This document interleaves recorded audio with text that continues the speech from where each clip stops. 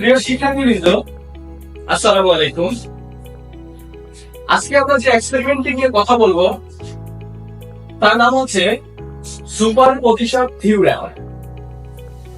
আজকে আমরা জানবো ইনশাআল্লাহ যে সুপারপজিশন থিওরেম কি, সুপারপজিশন থিওরেম এক্সপেরিমেন্টটি কোথায় আমরা অ্যাপ্লাই করতে পারি। আজকে আমরা সেই বিষয়গুলো জানবো ইনশাআল্লাহ। তো শুরুতেই যদি আমি বলি যে সুপারপজিশন থিওরেম কি, সুপারপজিশন থিওরেম হচ্ছে একাধিক সোর্স বা উৎস বিশিষ্ট কোন লিনিয়ার নেটওয়ার্কের বা সার্কিটের যে কোনো বিদ্যুৎ পরিবাহীর ভিতর দিয়ে প্রবাহিত কারেন্টের পরিমাণ প্রত্যেকটি সোর্স বা উৎসের আলাদা আলাদা ভাবে কারেন্ট বিবেচনা করলে উক্ত বিদ্যুৎ পরিবাহী বা প্যারামিটারের ভিতর দিয়ে যে পরিমাণ কারেন্ট প্রবাহিত হবে সেই কারেন্টের বীজগাণিতিক যোগফলের সমান। অর্থাৎ সুপারপজিশন থিওরেমের মূল কনসেপ্ট বা থিওরি থেকে যদি আমি বলি যে কোন একটি একাধিক সোর্স বা উৎস বিশিষ্ট কোন একটি সার্কিটের ভিতর দিয়ে যে পরিমাণ কারেন্ট প্রবাহিত হবে, ইন্ডিভিজুয়ালি ভাবে আমি যদি সোর্স গুলোকে অন অফ করে দেখি তাহলে যে কারেন্ট পাওয়া যাবে সেটি হবে যখন সবগুলো সোর্স অন ছিল বা পাওয়ার গুলো অন ছিল, উৎসগুলো অন ছিল, তখনকার যোগফলের সমান। আমি যদি একটু উদাহরণ দিয়ে বোঝাতে চাই তাহলে বলা যায়, ধরুন আমরা একই টাইমে দুজন ব্যক্তিকে যদি 10 টাকা বন্টন করে দেই তাহলে একজন পাবে 5 টাকা করে। তদ্রুপ ভাবে যদি আমি 5 জনকে 10 টাকা বন্টন করি তাহলে একজন পাবে 2 টাকা করে। আমি যখনই এই টাকাগুলো আবার সংগ্রহ করব, যদি একই টাইমে সংগ্রহ করি দুজন থেকে, তাহলে যেমন আমি দুজন থেকে 5 টাকা করে পাবো 10 টাকা। যদি ইন্ডিভিজুয়ালি ভাবে আলাদা আলাদা ভাবে আমি 5 জন ব্যক্তি থেকে টাকা সংগ্রহ করি তাহলে প্রত্যেকের কাছ থেকে 2 টাকা করে পাবো, যেটা 5 জন থেকে হবে 2 টাকা করে 10 টাকা। তাহলে 2 জন থেকে একই টাইমে আমি পাবো 10 টাকা, 5 জন থেকে আলাদা আলাদা ভাবে 2 টাকা করে পাবো আমি 10 টাকা। তাহলে দুইটার যোগফল সমান।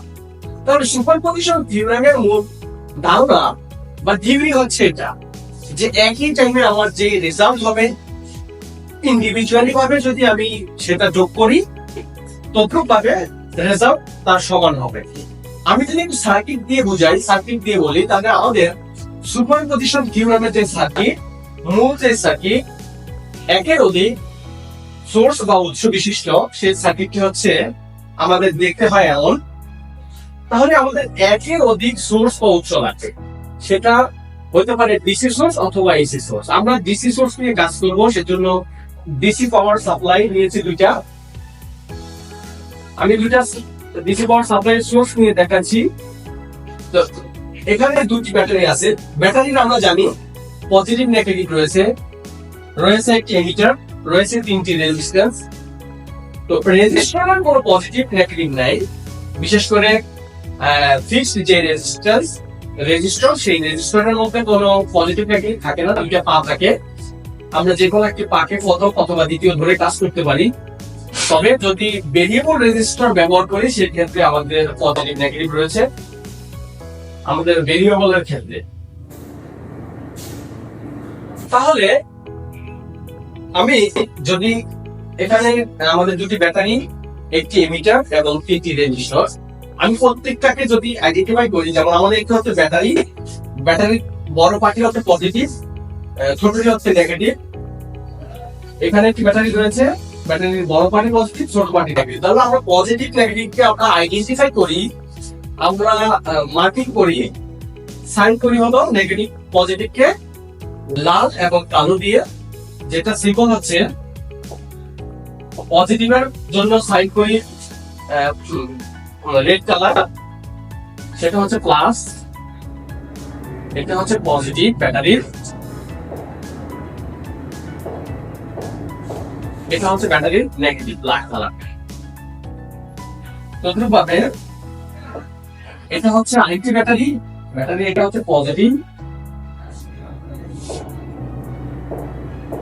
ছোট পাখি হচ্ছে নেগেটিভ, ব্ল্যাক কালারটা হচ্ছে নেগেটিভ।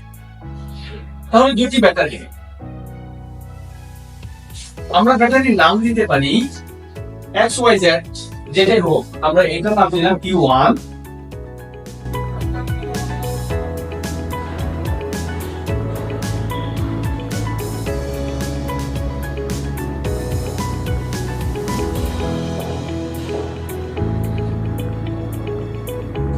এটা হচ্ছে E1, তাহলে এটা হচ্ছে E2।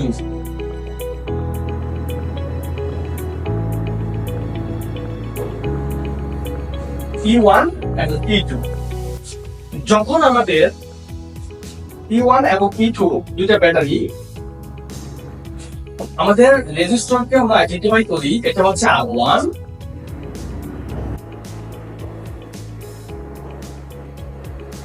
এটা R1,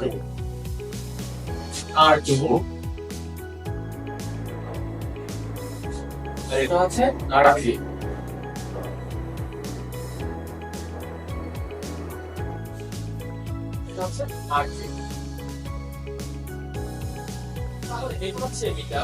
এমিটারে পজিটিভ নেগেটিভ রয়েছে, তাহলে এমিটারে পজিটিভকে আমরা আইডেন্টিফাই করব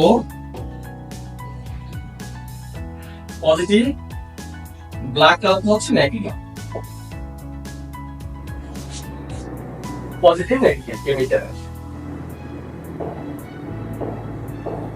এখন যখনই আমরা দুইটা ব্যাটারি অন করে দিব, তখন আমাদের একটি কারেন্ট যাবে R3 এর মধ্য দিয়ে। কিভাবে যাবে? এই ব্যাটারি যখন অন, পজিটিভ থেকে এখানে কারেন্ট ফ্লো হবে, এই ব্যাটারি যখন অন, কারেন্ট এই দিক থেকে ফ্লো হবে। তার মানে ফ্লো হওয়ার রাস্তা হচ্ছে দুটি আইসা ঢুকতে হবে R3 এর মধ্য দিয়ে। তাহলে আমরা যদি এখানে কি কারেন্ট ফ্লো হবে, সেম ভাবে এখানে কি কারেন্ট ফ্লো হবে R3 এর মধ্য দিয়ে, দুইটা কারেন্ট R3 এর মধ্য দিয়ে যাবে। তাহলে R3 এর মধ্য দিয়ে যে কারেন্টটা যাবে একই টাইমে, তাহলে সেটা নাম দিতে পারি আমি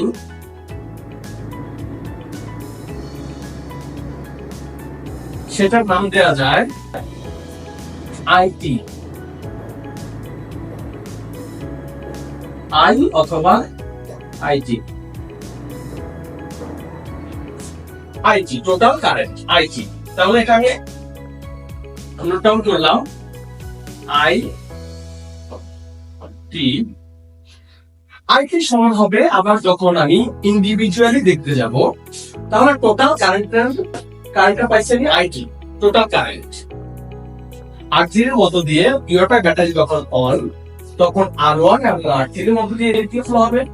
দেন আমার যখন ব্যাটারি E2 অ্যাক্টিভ, তখন R2 এবং R3 এর মধ্য দিয়ে আরেকটি কারেন্ট ফ্লো হবে। তাহলে দুইটি কারেন্ট অ্যাড হয়ে ফ্লো হবে R3 এর মধ্য দিয়ে, যেটার নাম হচ্ছে আইটি, টোটাল কারেন্ট। এটা সমান হবে ইন্ডিভিজুয়ালি কারেন্ট। ইন্ডিভিজুয়ালি কারেন্টটা আমি কিভাবে মেজার করব? তাহলে আমাদের আরেকটা সার্কিট লাগবে।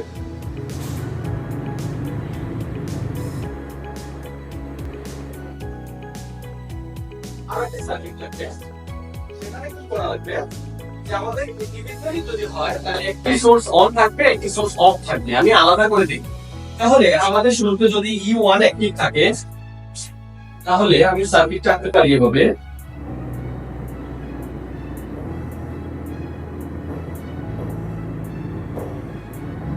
এটা হচ্ছে E1 অ্যাক্টিভ,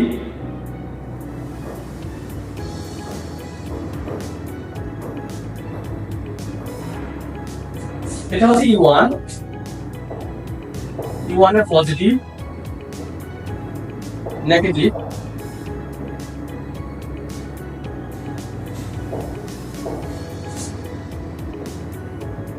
R1 রেজিস্টর গুলো ঠিক থাকবে, R1,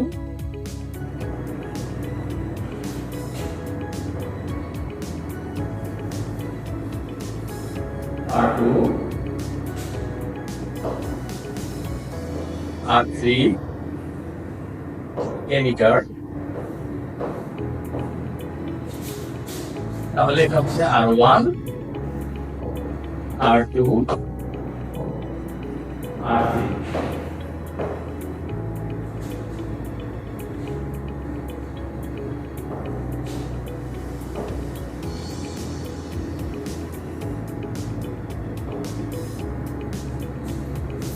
তাহলে এখানে এমিটারের পজিটিভ নেগেটিভ রয়েছে। এমিটারের পজিটিভকে আমি রেড কালার এবং ব্ল্যাক কালার দিয়ে পজিটিভ নেগেটিভকে সাইড করব।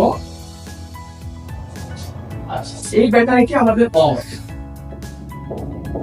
তাহলে এই ব্যাটারিকে আমি খুলে ফেলবো। এই জায়গাটা খুলে ফেললে এখান থেকে যদি ব্যাটারিটাকে E2 কে সরিয়ে নেই, তাহলে এই ডিসি সোর্স সরে যাওয়ার পরে ফলে এই জায়গাটা ওপেন হয়ে যাবে। এই জায়গাটা ওপেন রাখা যাবে না, আমরা একটা ওয়্যার দিয়ে শর্ট করে দিব।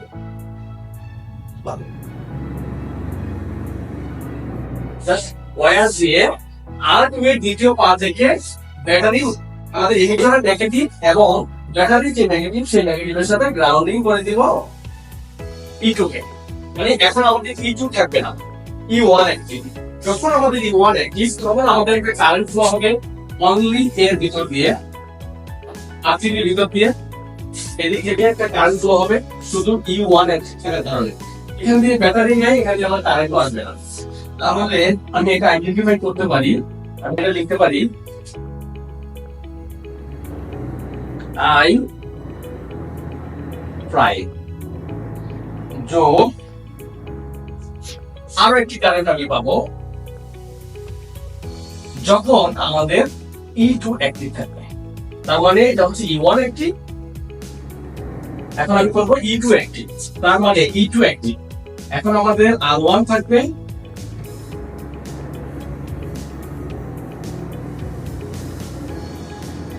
R2 থাকবে, এখানে R3 থাকবে,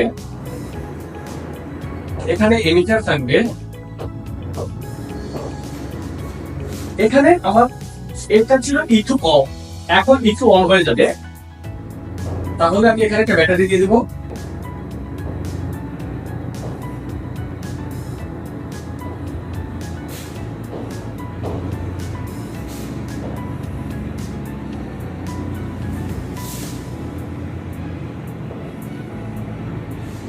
এখন আমার E2 অ্যাক্টিভ, E1 অ্যাক্টিভ। যখন আমাদের E1 অ্যাক্টিভ,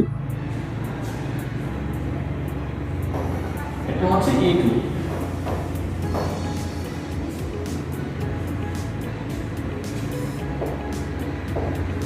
এটা হচ্ছে E2 এর পজিটিভ, এটা হচ্ছে নেগেটিভ।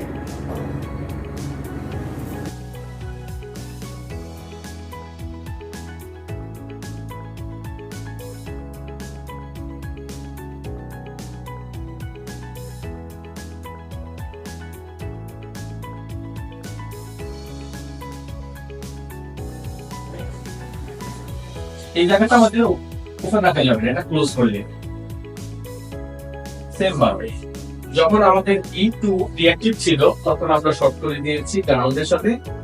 এখন E1 আমাদের রিঅ্যাক্টিভ, তখন আমাদের গ্রাউন্ডের সাথে শর্ট করে দিব। E2 অ্যাক্টিভ, তাহলে এখান থেকে একটা কারেন্ট ফ্লো হবে যেটার নাম আমরা দিতে পারি I ডাবল প্রাইম। তাহলে এটা হচ্ছে কি আমাদের I prime.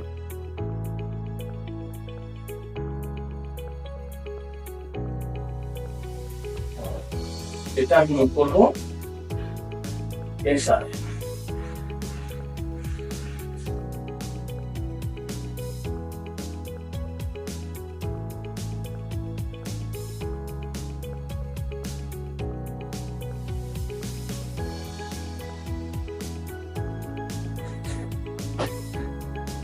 I T total current equal হবে ওটা I prime plus I double prime. যদি আমার I টি এর সমান যদি I prime plus I double prime হয় তাহলে আমার সুপারপজিশন থিওরেম প্রুভ হয়।